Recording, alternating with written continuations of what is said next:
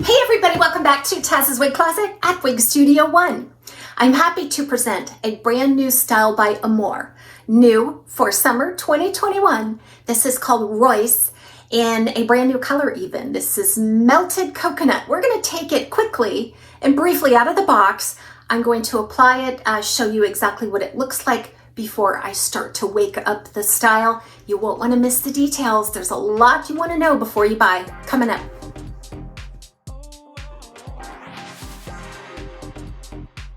This wig style was provided to me by Wig Studio One for this wig review today. Hopefully I can get a lot of great detail out to you before you decide to make the investment. You can find it at Wig Studio One. Expand the description box below the video. You'll find a link directly to the style as well as pricing and all of the color options. If you have any questions for us, please reach out to support@wigstudio1.com. We invite you to shop at Wig Studio One. We also have a new live chat feature from any product page on the website. Scroll down, hit the help button, and you'll have the option of being connected with a live chat. So the style Royce is a very flattering long style with some layers and some soft waves and a nice practical fringe to it. So I find that it's very wearable, but let's briefly take a look at it in the box. I'm going to put up just a little side clip here, just showing you kind of what it looks like right out of the box. You can kind of see the length of it in the color. You can see how it's coiled up in the box. They always do a really nice job with the packaging. I'm not sure if you've seen the new Amore packaging or not. I think they've had this now for a year or two. But it's a really nice, sturdy, almost keepsake quality box. And it's very sufficient to protect the wig, and it looks really pretty to display. It has the embossing and things in it for the logo as well. So just kind of stretching it out and taking a look at it right out of the box. Now the next thing that I'm going to do is I am going to apply this wig as it was right out of the box. I filmed this yesterday because I wanted to do some outdoor shots today. So today I picked it up and I put it on and I showed you what I did to sort of wake up the style. These are the steps that I would take every single time prior to a review. I never want to just plunk on a wig and press it down to my head and show it to you, because I don't feel like that's the true style, and it certainly doesn't show you the possibilities of the style. I'll make my adjustments so it doesn't roll all over my head during the review process, but then I'll set about waking up the style. So the first thing I do is give it a really nice few shakes. And then the other thing that I do is I just take a wide tooth comb and I sort of pull the fiber away from the cap, again, just to further help separate and set those fibers free. Once I apply it, then once again, I go in with my fingers and I swirl all around, especially at the lace front, any monofilament features, any hand-tied features, and also the wefting as it appears. So I will just swirl around and further wake it up. And I think at that point, I'm ready. I'm ready to unweave the part. I'm ready to find a good parting space that works for me, that's most flattering, I feel, on my face shape. And you'll do the same when you get yours home as well. Okay, so that's what I do. And then this is kind of the final product. I did all of those steps and now it's on my head, but I want to talk about this color, this melted coconut. So I read the description and I'm thinking, you know, I don't see it. I just don't see it. They describe it as being a dark brown that kind of melts into a medium golden brown and then into white tips. So let me show you what I see with my own eye. I definitely see that melting effect taking place, sort of like an ombre, although at the bottom you'll see some underlighting of that lighter color. Some of those nape pieces are solidly the highlight color, and I think that just adds to the drama of the color in terms of that melting effect. So I do see a nice, what I would consider a medium brown root, and that is visible from all angles of this wig style. So every fiber that's sewn into this color has a dark brown rooting effect to it. Unlike the Melted Sunset by Renee of Paris, where they've kind of forgot the rooting. I mean, it really was noticeable, and I really prefer the look of the rooting. I think it looks a little more natural. It looks intentional, you know, this ombre, and less costume-like. So I'm really digging this color, guys. I feel like it's very, very flattering. Like I say, that medium to dark brown root kind of blends into some warm, light golden brown. That transition is absolutely beautiful. And then about halfway down, maybe, you'll start to see some highlights and tips of a pale gold blonde. The highlights kind of get a little more obvious as you gradually move out towards the tips, which is the true effect of an ombre. So I really like how it's done. And then, like I said, to enhance that effect, I think they put in some underlighting, because a lot of the nape hairs are that pale gold blonde.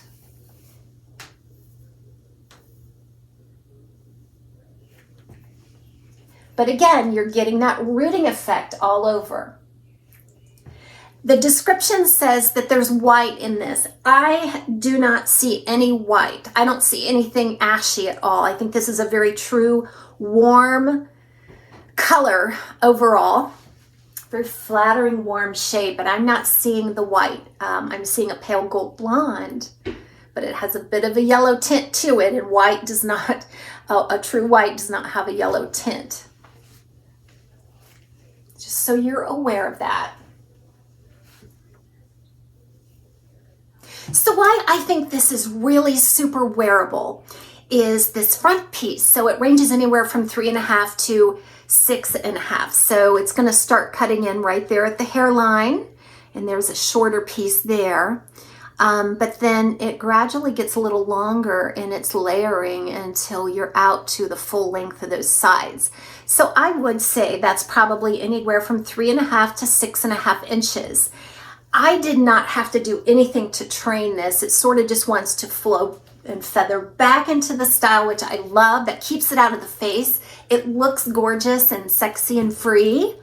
Love it. Now, I did measure it from my own measurements from the crown to the tip of the hair in the back, and it's about 19 inches. So it's a true long style. Now, this is the XO collection, and in the past, they have claimed that that cap is hand-tied, completely 100% hand-tied.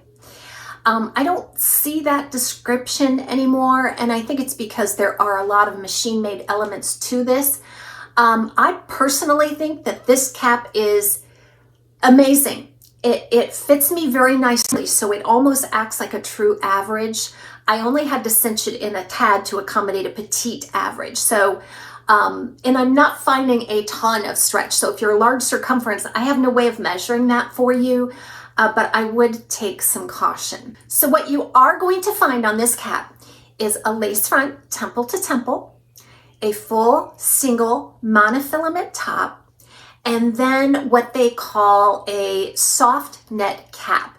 It's kind of like a meshy base with some built-in integrated wefting in it, in between the mesh layers. So it's soft, it's pliable, it has darting in areas that kind of give it that custom fit and feel. And the fact that the wefts are sort of integrated into that mesh-based cap, it does deliver a nice realistic look from anywhere on this cap. So you've got that lace front, monofilament top, and you have the integrated wefting here.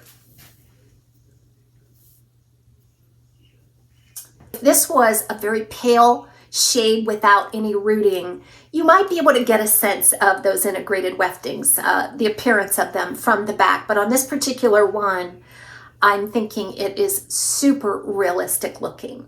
So let's inspect these lace and monofilament features. Okay, so what you need to know here is that it's a nice fine grid. It's a nice fine knot process going on there. I see a couple of trouble areas. Number one, there are clumps of fiber sewn in splotches on this lace front.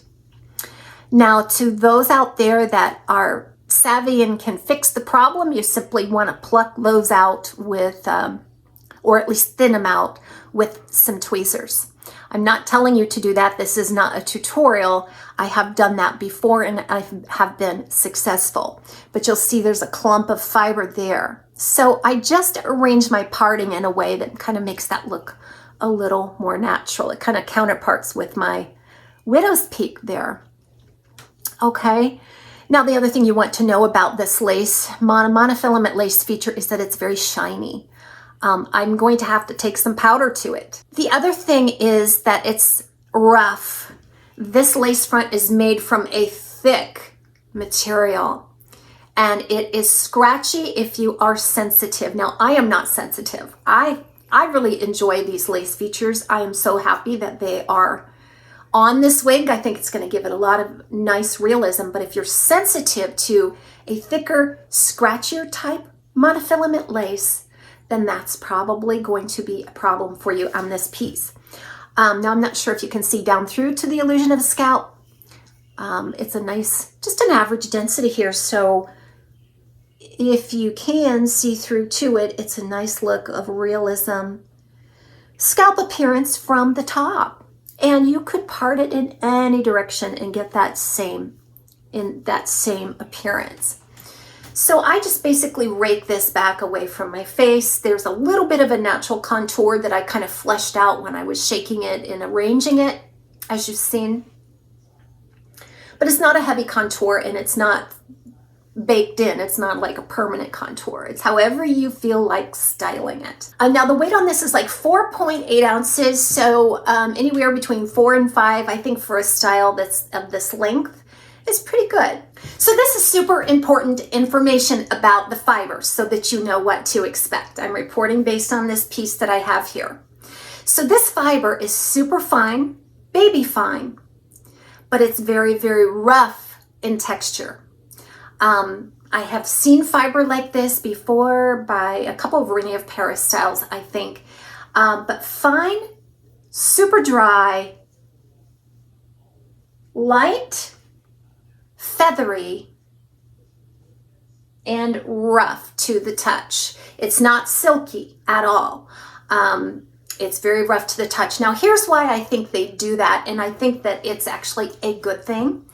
First of all, it gives this a little bit of body and structure without adding a lot of fiber, because if you've got a very fine silky fiber that rolls off of everything, you need a lot to keep up the body in the style. So I think that is one of the good things about this. The other really good thing about it is the fact that it's not shiny at all. There's not even a hint of shine on this, even in full on bright sunshine. And so also I am not sensing any traditional PERMATEASE on this cap. So I'm not reaching in and touching soft pillowy fiber that has been added to the cap. But what you will see along each of those weftings in the back that are kind of integrated into that mesh base, there's some scalloping that has taken place on one end of the fiber, and that's going to give it structure and hold and lift and volume without adding a lot of extra fiber. Now, it may have some extra fiber, but it's all done in a way that's enclosed into that mesh cap. And at the nape, I do sense a little bit extra of that same type of PERMATEASE that I was talking about. So I'm going to guess here and just say that in the upcoming warm months of summer, that this cap is probably going to tend to trap the heat quite a bit with that, you know, those enclosed wefts and PERMATEASE in there. It's an all mesh base. Even though it's breathable, it's not like it's not breathable at all. It's probably not quite as breathable as open wefted cap styles. So if you're in a warmer climate, you're probably going to want to find ways to get this off of the neck if you're going to wear it outside for long periods of time.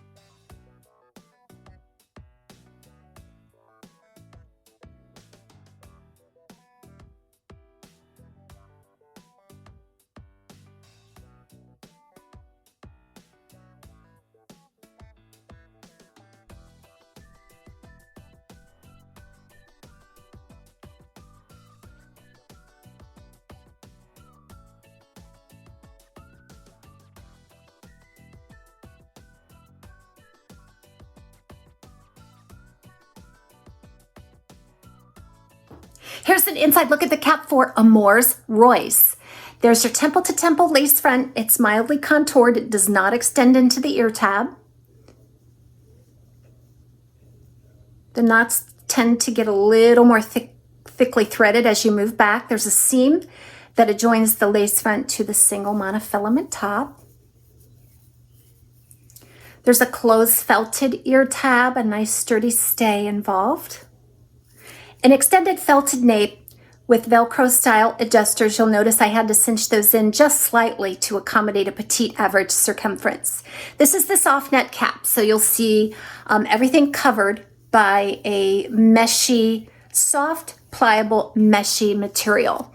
And this is where all these seams are where the actual integrated wefting lives, and that's all over. They use some different darting and things to give it a nice custom feel. It still gives you a nice look of realism because when you look through, you can't really see these from the outside unless you have a really light color. So I think glasses and sunglasses are going to play beautifully with this style. It fits nicely on me between the ear and the ear tab. So we are summer ready. So what I'm going to do is just take you through a couple of styling maneuvers so that you can get a sense of the movement, the density, you can get a sense of the realism of the cap. I think this one will be a super fun styling wig, and you'll have a lot of options. I am so glad you joined me today. We'll see you next time on TAZS Wig Closet at Wig Studio 1.